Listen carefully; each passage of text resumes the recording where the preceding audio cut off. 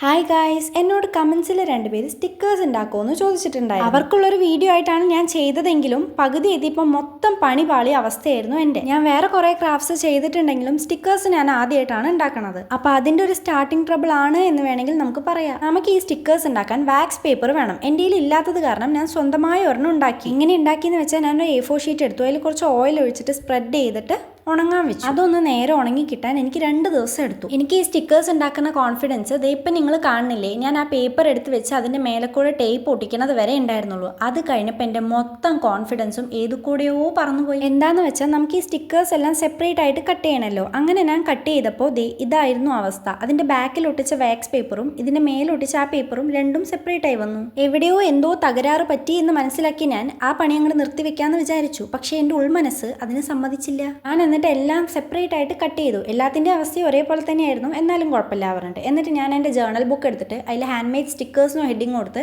എല്ലാം ഗമ്മ തേച്ച് അതിലൊട്ടിച്ച് വെച്ചു. എന്തായാലും ഉണ്ടാക്കിയത് ഉണ്ടാക്കി, ഇനി അത് വേസ്റ്റ് ആക്കണ്ടെന്ന് പറഞ്ഞിട്ടാണ് ഈ പണി ചെയ്തത്. അപ്പോൾ എനിക്ക് കുറച്ച് സമാധാനവും കിട്ടി. അപ്പോൾ ഇതാണ് സ്റ്റിക്കേഴ്സ് ഉണ്ടാക്കാനിരുന്ന വിശേഷം. വീഡിയോ ഇഷ്ടപ്പെട്ടു കഴിഞ്ഞാൽ വെച്ചാൽ ലൈക്കും സബ്സ്ക്രൈബും മറക്കണ്ട.